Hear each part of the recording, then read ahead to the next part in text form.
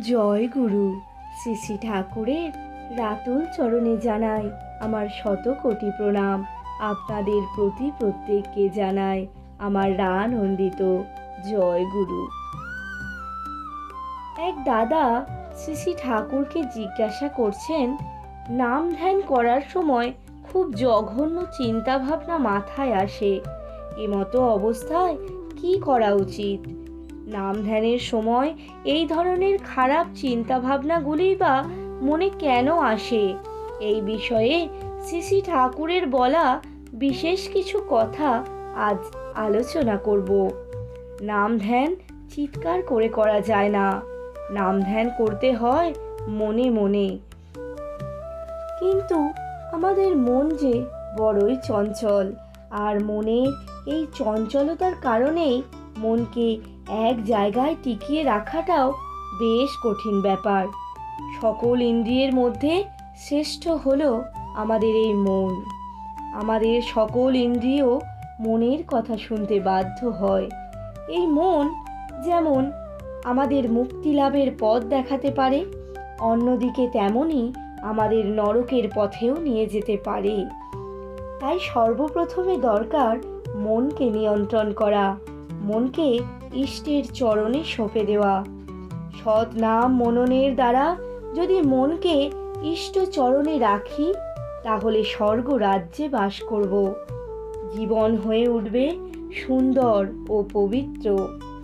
আর এই মনকে যদি বিষয় বাসনার ভোগে লাগাই, মনটা দুঃখে পরিপূর্ণ হয়ে জ্বালাময় হয়ে উঠবে।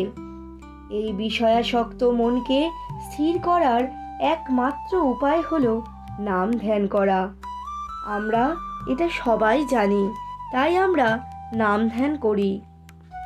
কিন্তু সমস্যাটা হলো, যখন আমরা নাম ধ্যান করি তখন বিভিন্ন খারাপ কুৎসিত চিন্তাভাবনা মনে আসতে থাকে।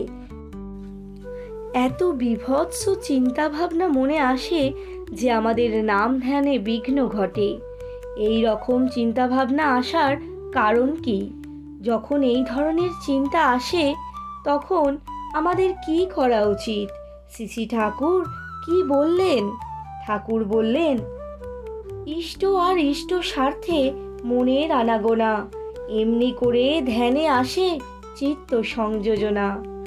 মস্তিষ্কের কোষগুলি নামের তরঙ্গে যতই আন্দোলিত ও আলোড়িত হতে থাকে, ততই ওগুলির ভিতর অনুস্যূত নানা ছাপ আত্মপ্রকাশ করতে থাকে। অনেক সময় বীভৎস চিন্তা, কল্পনা ও প্রবৃত্তি হাজির হতে থাকে। অনেকে ওইসব দেখে আঁতকে ওঠে ভয়ে, ভাবে আমার বুঝি অদ্গতি হচ্ছে। আবার কেউ কেউ ভাবে মনে একাগ্রতা আসছে না, মনের চঞ্চলতা বেড়ে চলেছে ইত্যাদি ভেবে নাম করা ছেড়ে দেয়। কিন্তু মোটেও এটা ঠিক নয়। নামে সুপ্ত গুপ্ত যা আছে তা যে আত্মপ্রকাশ করে, সেইটিই লাভ। তখন বোঝা যায় নামের ক্রিয়া হচ্ছে, কিন্তু ধ্যান সমন্বিত নাম করা চাই। নামের সময় যে চিন্তাই আসুক না কেন, সেটাকে ধ্যানের মাধ্যমে ইষ্টের সঙ্গে সঙ্গতিশীল করে তুলতে হয় এবং ইষ্টার্থপূরক করে তোলার কথা মাথায় এঁটে নিতে হয়। বাস্তব কর্মক্ষেত্রে হাতে কলমে করতেও হয় তেমনি।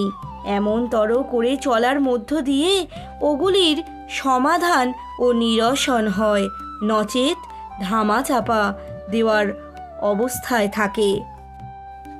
কখন যে কোন প্রবৃত্তি বেঘরে ফেলে তার ঠিক নেই। তখন শরৎদা ঠাকুরকে জিজ্ঞেস করছেন, ধরুন নাম ধ্যানের সময় একটা জঘন্য চিন্তা মাথায় এলো, তখন কি করব?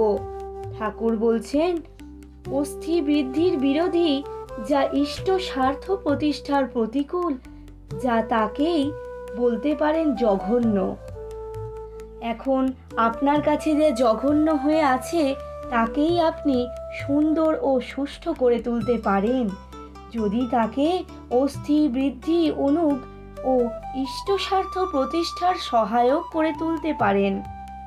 ধরুন কোনো মেয়ের প্রতি অবাঞ্ছিত অনুরাগ আছে আপনার, এবং এটা আপনার মনের তলায় চাপা আছে।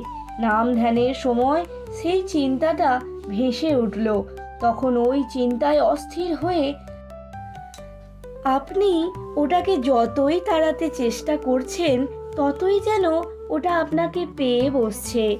কিন্তু তখন যদি আপনি চিন্তা করেন, আমি যদি ভালোই বাসি কাউকে, তার যাতে ভালো হয় তাই তো আমার করণীয়। পরম পিতার কাছে তার মঙ্গলের জন্য যদি প্রার্থনা করেন, সে যেন ইষ্ট স্বার্থ প্রতিষ্ঠাপন্ন হয়, সুখী হয়।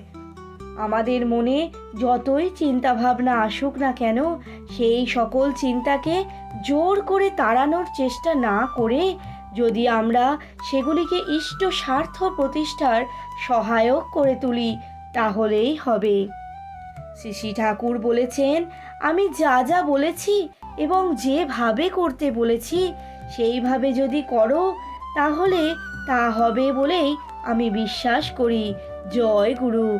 বন্দে পুরুষোত্তমম।